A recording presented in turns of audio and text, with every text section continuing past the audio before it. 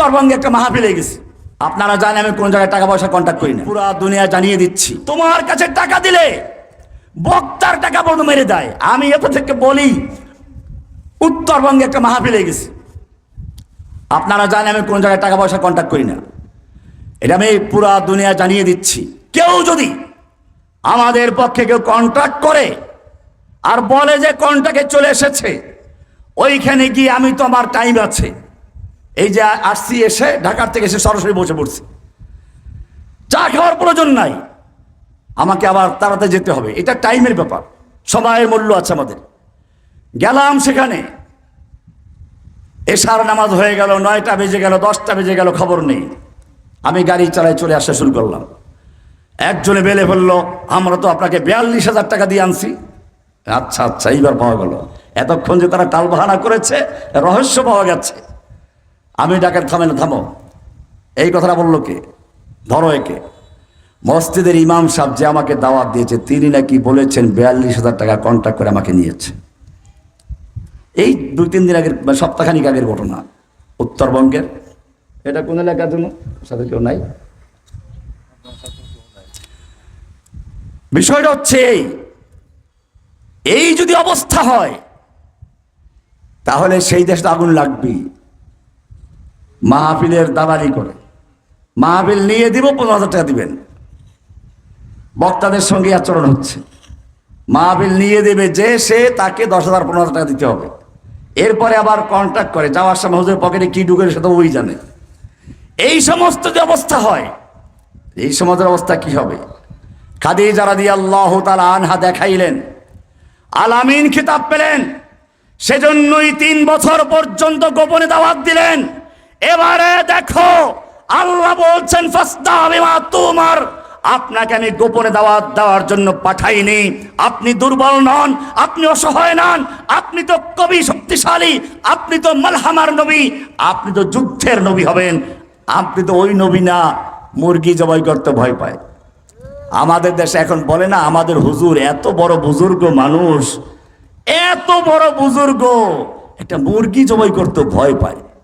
ইয়া আইয়ুহান নাস, ইয়া আইয়ুহান নাস কুলু লা ইলাহা ইল্লাল্লাহ তুফলিহুন। সে একটি কথা হচ্ছে লা ইলাহা ইল্লাল্লাহ। মক্কার কাফেররা বুঝতে পারলো লা ইলাহা ইল্লাল্লাহ শুধু একটা বাক্য না, এইটার মধ্যে 2টা অংশ আছে। প্রথম অংশ লা ইলাহা, লা মানে নেই, ইলাহা মানে কোনো মাবুদ, আগে নেই কোনো মাবুদ, তারপরে ইল্লা মানে আছে, আল্লাহ মানে আল্লাহ, নেই কোনো মাবুদ ইল্লা আল্লাহ, আল্লাহ ছাড়া। তার মানে হচ্ছে একটা পুরাতন বিল্ডিং এ রং করতে গেলে আগে পুরাতন রংটা ঘষে মেজে ধুয়ে মুছে পরিষ্কার করে তারপরে নতুন রং করতে হয়, ঠিক কিনা? কৃষি কাজ যারা করেন, নতুন বীজ লাগাবেন, আগে পুরাতন ক্ষেতটাকে ঘষে ধুয়ে চাষ দিয়ে, জমি দিয়ে, মই দিয়ে, আগাছা পরগাছা বাছাই করে পরিষ্কার করে তারপরে নতুন চারা লাগায় কিনা? লা ইলাহা মানে হচ্ছে ওই খালি করা, পরিষ্কার করা। লা ইলাহা, কোনো ইলাহা নেই, কোনো খাজা বাবা নেই, গাজা বাবা নেই, ল্যাংটা বাবা নেই, দেবদেবী নেই, মূর্তি নেই, 360 খোদা চলবে না, দারুন নদুয়ার সংসদ চলবে না, কারো আইন চলবে না, কানুন চলবে না, নিয়ম চলবে না। লা ইলাহা সব বাতিল করে দিয়ে ইল্লাল্লাহ, শুধু একজনের হুকুম চলবে, কার? এইবারে বুঝতে পেরেছে মক্কার কাফেররা। এই জন্য আমি ওই যে লেডি ফেরাউনকে বলেছিলাম, তুমি যা বুঝেছো তার চেয়ে মক্কার কাফেরদের বিশ্বাসটাও ভালো ছিল। আর তো খেপে গেল। রহমানের এত বড় সাহস, ধানমন্ডির ইমাম তখন, ধানমন্ডি মানে আওয়ামী লীগের আখড়া। এবারে খেপে গেল, এই মক্কার নেতারাও খেপে গেছে। লা ইলাহা মানে হচ্ছে কারো কোনো হুকুম চলবে না। ব্যক্তি জীবনে, পারিবারিক জীবনে, সামাজিক জীবনে, রাষ্ট্রীয় জীবনে সব জায়গায় হুকুম চলবে কার? লা ইলাহা, নেই কোনো ইলাহ, ইল্লাল্লাহ মানে একজন আছেন কে? লা ইলাহা মানে হচ্ছে কারো কোনো সেজদা চলবে না। সেজদা চলবে কাকে? না কোনো পীরের পায়ে, না কোনো মাজারে, না কোনো দরগায় সেজদা করা যাবে? সেজদা একটা ইবাদত। লা ইলাহা, কোনো ইবাদত চলবে না, কারো ইবাদত চলবে না। ইল্লাল্লাহ মানে ইবাদত চলবে কার? কোরআন পরিষ্কার বলছে, অমিন আয়াতিহিল লাইলু ওয়ান নাহারু ওয়াশ শামসু ওয়াল কমার লা তাসজুদু লিশ-শামসি ওয়ালা লিল কমার ওয়াসজুদু লিল্লাহিল্লাযী খালাকাহুন্না। চন্দ্র, সূর্য, গ্রহ, নক্ষত্র, রাত দিন যা বলে সব হচ্ছে আল্লাহর নিদর্শন। লা তাসজুদু লিশ-শামসি ওয়ালা লিল কমার, তোমরা সূর্যকে সিজদা করবে না, চন্দ্রকে সিজদা করবে না, কোন নক্ষত্রকে সিজদা করবে না, কোন মাজার পূজা করবে না। ওয়াসজুদু লিল্লাহিল্লাযী খালাকাহুন্না, শুধুমাত্র একজনকে সিজদা করবে যিনি এই সব কিছুকে সৃষ্টি করেছেন। সিজদা করব কাকে? আর কারোর সামনে মাথা নত করা যাবে? পরিষ্কার বুঝে নাও, তোমাকে আল্লাহ যত নামাজের হুকুম দিয়েছেন, ফজর পড়ো, নামাজ পড়ো, রুকু সেজদা করো, জোহরের নামাজ পড়বে, রুকু সেজদা করবে, আসর পড়বে, রুকু সেজদা করবে, জুমা পড়বে, রুকু সেজদা করবে, ঈদের নামাজ পড়বে, রুকু সেজদা করবে, যত নামাজ তুমি পড়বে সব নামাজে রুকু সেজদা করতে হবে, না করলে তোমার নামাজটা হবে না। কিন্তু খবরদার খবরদার, নামাজটা যদি জানাজার নামাজ হয় তুমি রুকু করতে পারবে না, সেজদাও করতে পারবে না। জানাজার নামাজ যত বড় বুজুর্গের হোক না কেন রুকু সেজদা করা যাবে না। জানাজার নামাজ তুমি যেই পীরের মাজারে গিয়ে সেজদা করছো, ওই পীরের যেদিন জানাজা হয়েছিল সেই দিনও তুমি জানাজা করতে পারো নাই। কারণটা কি? সব নামাজে জানাজার না, সব নামাজে রুকু সেজদা করতে হবে, করা ফরজ, না করলে নামাজটাই বাতিল হয়ে যাবে। জানাজার নামাজে রুকুও করা যাবে না, সেজদাও করা যাবে না। কারণটা কি? কারণ আর কিছু না, একটাই কারণ, তোমার সামনে লাশ আছে, লাশ। এই সময়ে যদি সেজদা করা হয়, আল্লাহর জন্য যদি করা হয়, ওই ভণ্ড পীর পূজারি, কবর পূজারি, মাজার পূজারি বলবে এই তো পীর সাহেবকে সেজদা করা হলো, সম্মানের সেজদা, তাজিমের সেজদা, এইভাবে বিভ্রান্ত করবে। আল্লাহ রাব্বুল আলামিন সেজন্য জানাজার নামাজের থেকে নিজের পাওনা রুকু সেজদা পর্যন্ত বাতিল করে দিলেন। সেই লাশটা যখন কবরে চলে গেল, বাসখানে হোগলা আসলো, বাস আসলো, এরপরে তোমাকে কোন বিবেক সেজদা করার জন্য পারমিশন দিল? কবরে সেজদা করা জায়েজ না হারাম? কবরের জন্য মান্নত করা জায়েজ না হারাম? কবরে সেজদা করা হারাম। চাদর দেওয়া জায়েজ না হারাম? কবরে টাকা পয়সা দেওয়া জায়েজ না হারাম? আল্লাহর নবী মৃত্যুর 3 দিন আগে বলেছেন, লাআনাল্লাহুল ইয়াহুদা ওয়ান নাসারা ইত্তাখাযু কুবুর আমবিয়াইহিম ওয়া সালিহিহিম মাসাজিদ। আল্লাহ তাআলা ইহুদি এবং খ্রিস্টানদের প্রতি লানত করুন, ওরা ওদের বুজুর্গরা মারা গেলে, ওলিরা মারা গেলে, নবীরা মারা গেলে ওদের মাজারগুলোকে পাকা স্থান করে তারপরে সিজদা করত। ও আমার উম্মত, যদি সত্যিকার মুসলিম হয়ে থাকো, লা তাজআলু কবরি ওয়াসানান ইউবাদ, আমার মৃত্যুর পরে আমার কবরকে সিজদার স্থান বানাইবা না, পূজার স্থান বানাইবা না। আল্লাহর নবী ওসিয়াত করে গেলেন, আজ পর্যন্ত নবীর কবরকে সিজদা করতে পারবে? টাকা পয়সা দিতে পারবে?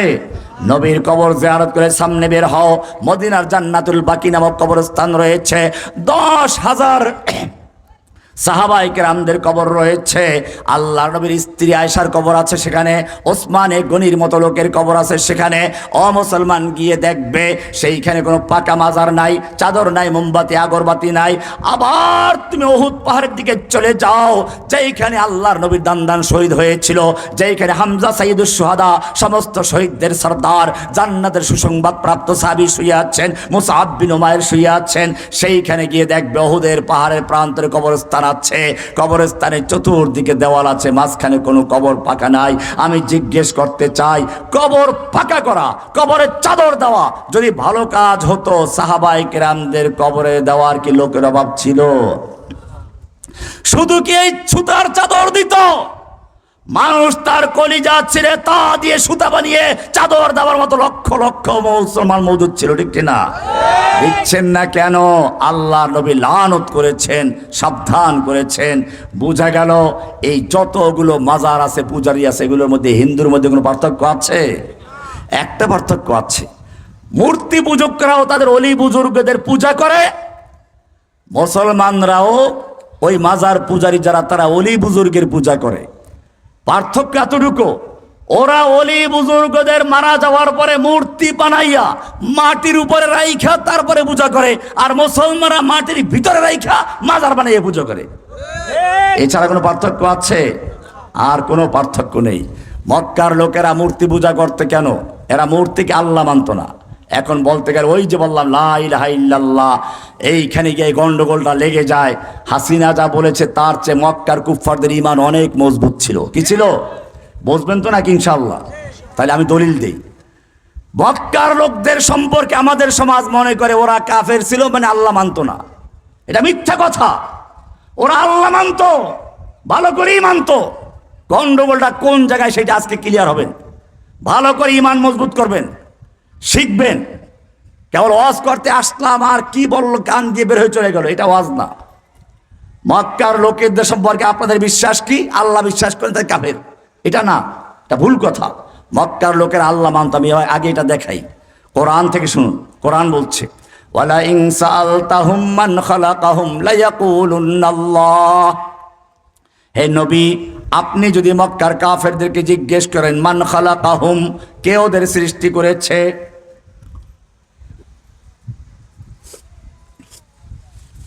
এটা কি পানি? আমার বোতলে পানি আছে, গাড়িতে পানি আছে। কোরআন বলছে ওয়ালা ইন সাআলতাহুম মান খালাকাহুম লায়াকুলুন্নাল্লাহ। হে নবী, আপনি যদি মক্কার আবু জাহেলদেরকে, আবু লাহাবদেরকে জিজ্ঞেস করেন মান খালাকাহুম, কে ওদের সৃষ্টি করেছে, লায়াকুলুন্নাল্লাহ, তারা বলবে সৃষ্টি করেছেন কে?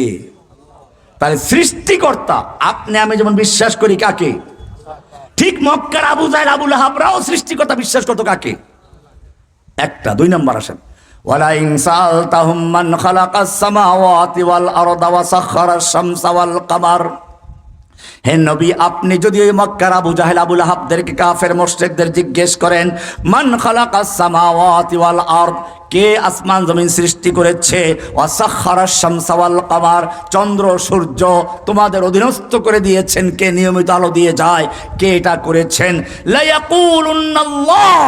মক্কার কাফেররা অবশ্যই বলবে সবগুলো করেন কে? এবারে আরো সামনে চলো, আল্লাহ তাআলা বলছেন ওয়ালা ইন সাআলতাহুম মান নাযালা মিনাস সামাই মাআন ফাআহইয়া বিহিল আরদা মিন বাদি মাউতিহা লায়াকুলুন্নাল্লাহ।